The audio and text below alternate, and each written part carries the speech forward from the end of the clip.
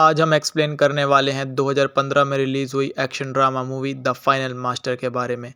इस मूवी में हमें देखने को मिलेगा मास्टर चैन नाम का एक आदमी विंग चैन नाम के मार्शल आर्ट स्टाइल को सिखाने के लिए एक डोजो खोलना चाहता है, जिसके लिए उसे 9 डोजो को हराना पड़ेगा, तभी वह अपना डोजो खोल पाएगा।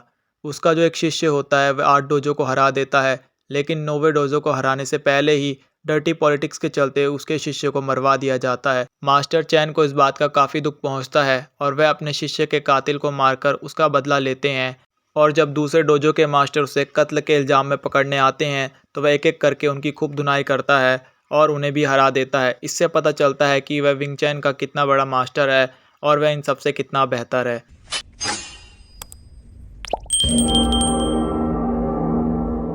मूवी की शुरुआत में हमें एक डोजो दिखाया जाता है। डोजो एक ऐसी जगह होती है जहां पर मार्शल आर्ट सिखाया जाता है। हमें बताया जाता है कि 1912 में चाइना के टियानजिन नामक शहर में सबसे पहले एक डोजो खुला था। फिर 1932 आते आते तक यहाँ पर काफ़ी सारे डोजो खुल चुके थे। यह शहर अब मार्शल आर्ट्स के लिए प्रसिद्ध हो चुका था। चाइना के अलग अलग शहरों से लोग यहाँ पर मार्शल आर्ट सीखने आते थे, ताकि वो भी मार्शल आर्ट की दुनिया में अपना नाम बना सकें। फिर हमें एक डोजो के अंदर एक आदमी को 5 आदमियों से लड़ते हुए दिखाया जाता है।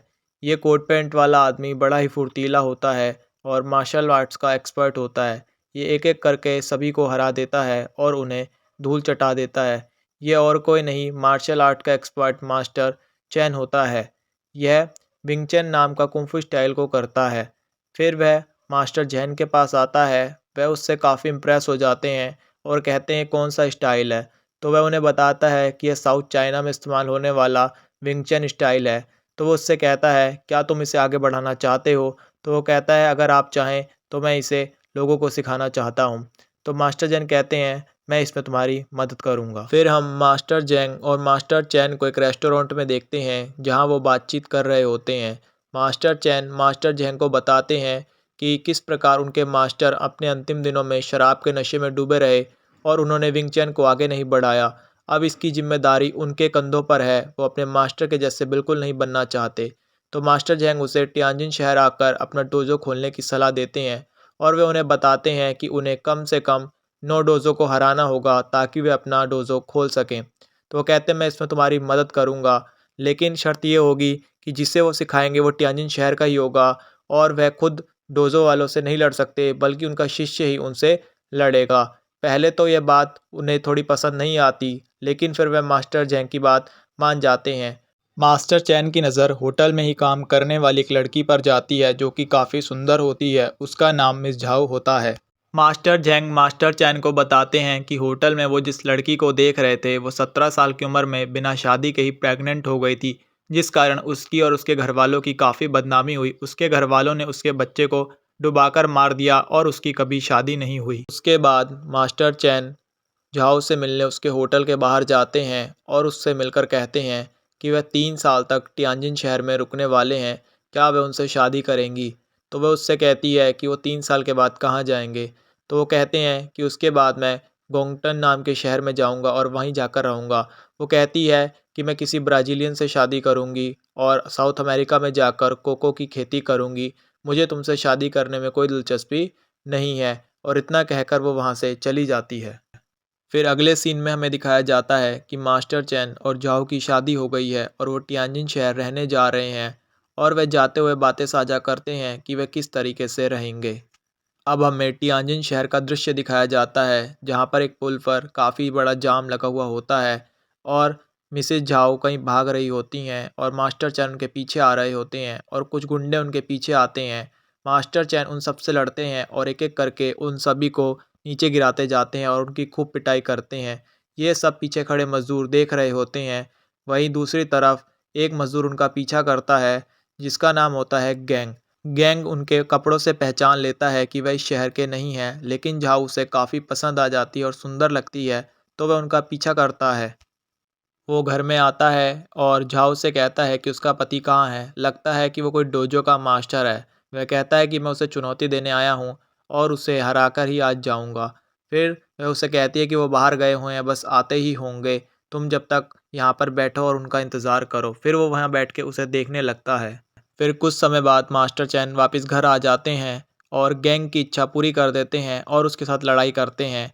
जैसे ही गैंग उन पर हमला करता वह उसे अपने कब्जे में ले लेते और अपने हथियार उसकी गर्दन पर पहुंचा देते। गैंग बेचारा बहुत बेइज्जत हो जाता है और उनसे माफ़ी मांगता है। फिर मास्टर चैन उसे खाना खिलाते हैं और उससे कहते हैं कि क्या वह उनसे मार्शल आर्ट सीखेगा। तो इस पर गैंग राज़ी हो जाता है और उनसे मार्शल आर्ट सीखने लगता है। फिर हमें डोजो के अंदर एक लड़के को प्रैक्टिस करते हुए देखते हैं। यह और कोई नहीं मास्टर झेंग का चेला होता है, जो कि मास्टर चैन के पास सीखने आता है, लेकिन मास्टर चैन उसे सिखाने से मना कर देते हैं। फिर मास्टर झेंग मास्टर चैन से कहते हैं कि तुमने मेरे शिष्य को सिखाने से मना क्यों कर दिया। तो मास्टर चैन कहता है कि उन्होंने पहले ही किसी को ढूंढ लिया है, जो कि टियानजिन शहर का ही है।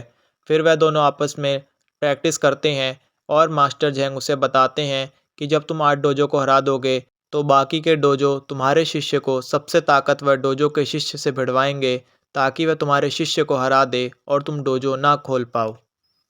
अब अगले सीन में हमें दिखाया जाता है कि गैंग ने मजदूरी का काम छोड़ दिया है और अब वो किताबें बेचने लगा है।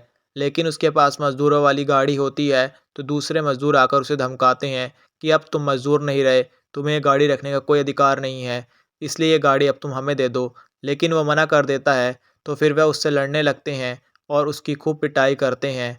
फिर उसके बाद हम देखते हैं कि गैंग चाकू निकाल लेता है, तो वो कहते हैं कि टियानजिन की सड़कों पर चाकू से लड़ना मना है, तुमने नियम तोड़ा है। इसलिए वह उसके हाथ पर घाव लगा देते हैं और उसे घायल कर कर वहीं छोड़ जाते हैं।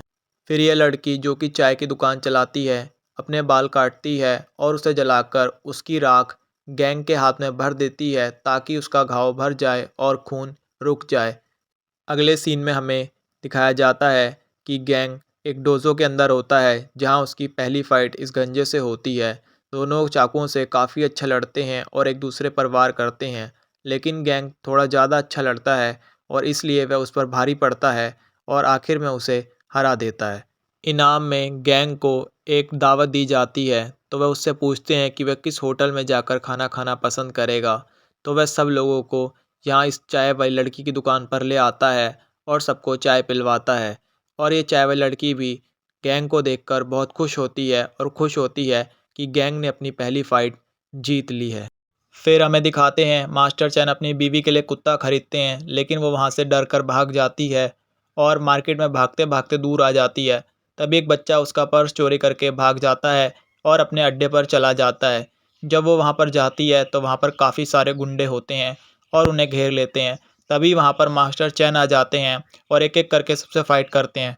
वो एक एक करके सबको नीचे गिरा देते हैं और अपनी बीवी और कुत्ते को लेकर वहाँ से चले जाते हैं। फिर हम उन्हें घर पर खाना खाते हुए देखते हैं, जहाँ गैंग उन्हें बताता है कि उन्हें एक लड़की पसंद है। तो मिस झाओ अगले दिन उस चाय वाली लड़की से मिलने जाती है। वो वहाँ उससे मिलती है और देखती है और कहती है कि तुम मुझसे भी ज़्यादा सुंदर हो। फिर हमें गैंग की 7वीं फाइट दिखाई जाती है, जो कि एक लड़की के साथ होती है। वो लड़की काफ़ी शातिर होती है और बार बार उसे लातें मारती है। फिर गैंग अपना दिमाग लगाता है और उसकी लात पकड़कर उसे नीचे गिरा देता है। फिर वह उसे अपने सर से टक्कर मारता है और उसे हरा देता है। इस तरह वो अपनी 7वीं फाइट भी जीत जाता है। फिर हम मास्टर चैन के घर एक जोऊ नाम की औरत को देखते हैं, जो कि उन्हें धमकाने आती है और कहती है कि वो अपना डोजो खोलने का सपना भूल जाए। तो मास्टर चैन कहते हैं कि उन्हें भी अपना पेट भरना है, इसलिए वह कुंफू सिखाते हैं, वरना उन्हें किसी से कोई लेना देना नहीं है। मिस जोऊ वहाँ से चली जाती है। फिर चैन की पत्नी उससे कहती है कि मुझे यहाँ रखना और झोपड़ी में रहना सब एक ढोंग था, तुमने अपने शिष्य को भी धोखा दिया है। फिर मास्टर चैन उठते हैं और उसे थप्पड़ मारकर अंदर ले जाते हैं और कहते हैं कि विंगचैन को आगे बढ़ाना उनका सपना है और वो उसके सपने में कोई दखलंदाजी ना करे तो बेहतर होगा। वो उसके सामने हाथ जोड़ते हैं और कहते हैं कि उसके शिष्य को इस बारे में कुछ ना बताए, अगर वो जाना चाहती है तो जा सकती है। वो उसकी बात मान जाती है। फिर हमें गैंग को दिखाया जाता है, जो कि चाय वाली लड़की को देख रहा होता है। वो देखता है कि उसका कस्टमर एक गुंडा है और वो उससे जाकर लड़ने लगता है और उससे कहता है कि मैं अब तक डोजो में 7 लोगों को हरा चुका हूँ, बेहतर यही होगा कि तुम यहाँ से चले जाओ। उसके बाद वो वहाँ से चला जाता है और चाय वाली लड़की गैंग से आकर कहती है तुम होते कौन हो मेरे कस्टमर को भगाने वाले। तो इस तरीके से उनका आपस में ही झगड़ा हो जाता है। उसके बाद हम गैंग को मिस जोव के घर पर देखते हैं, जहां वो उनके खिलाड़ी को अगली फ़ाइट के लिए चैलेंज करने आता है। वो भी राज़ी हो जाती हैं और कहती हैं लेकिन अगर तुम जीते तो मैं चाय की टपरी पर चाय नहीं पीऊँगी। तो वो कहता है मैं तुम्हें कॉफ़ी शॉप में ले जाऊँगा। फिर हम देखते हैं कि उनका प्लेयर उससे हार गया है और वो कॉफ़ी शॉप में कॉफ़ी पी रहे होते हैं। वहाँ पर वो उसकी काफ़ी बेइज्जती करता है। तो कहती है कि तुम्हें इसकी बेइज्जती नहीं करनी चाहिए, तुम इसे पहले ही डोजो में हरा चुके हो। और उसका खिलाड़ी गैंग को फिर से चैलेंज कर देता है। वो दोनों कैफ़े में ही लड़ने लगते हैं, लेकिन गैंग उसकी काफ़ी धुलाई करता है और उसे बेहोश करके वहाँ से चला जाता है। अब हम मास्टर जैंग को अपने एक शिष्य के साथ लड़ाई करते हुए देखते हैं, जिसका नाम लिन है। वो एक फ़ौजी है। वो एक वीडियो रिकॉर्ड कर रहे होते हैं, क्योंकि मास्टर जैंग ने बहुत अच्छे सूट बनाए होते हैं। पहले तो अपने शिष्य पर भारी पड़ रहे होते हैं, फिर वह उसे बताते हैं कि उसे कैसे लड़ना चाहिए। अभी वो बता ही रहे होते हैं कि वह अचानक से उनकी गर्दन पर हमला कर देता है और उन्हें घायल कर देता है। फिर वह 1-2 मुक्के मारकर उन्हें नीचे गिरा देता है। इस तरीके से मास्टर जैंग की काफ़ी बदनामी होती है और वो अपने घर में ही मुँह छुपाकर रहने लगते हैं। फिर हम मिस जोऊ को मास्टर चैन के साथ देखते हैं। उन्होंने उसे मीटिंग करने के लिए बुलाया होता है, क्योंकि गैंग ने कैफ़े में जो कांड किया था वो डोजो के नियमों के खिलाफ था। तो वह सामने 5 या 6 कप रखवाती हैं और कहती हैं, अगर दूसरे डोजो के मास्टर्स ने बीच वाला कप छोड़ दिया, इसका मतलब उनका शिष्य उन सभी डोजो का दुश्मन होगा।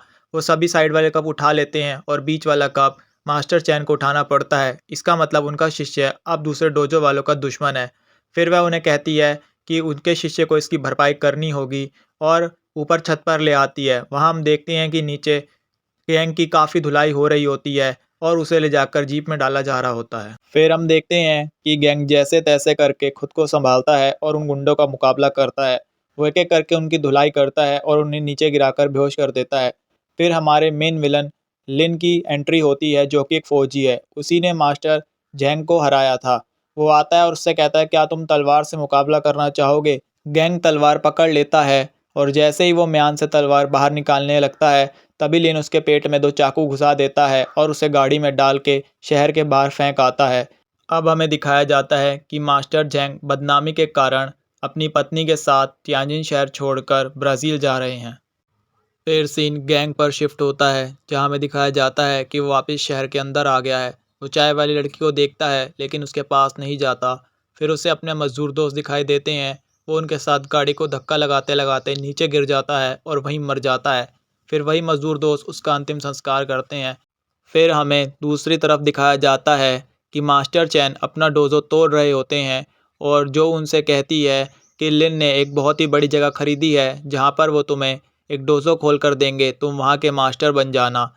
फिर वह एक होटल में रहने लगते हैं, जहाँ उनसे मिलने गैंग के मज़दूर दोस्त आते हैं और वह मास्टर चैन से कहते हैं कि उन्हें गैंग का बदला उन लोगों से लेना होगा। फिर वह दिन आ जाता है जब नया डोजो बनकर तैयार हो जाता है।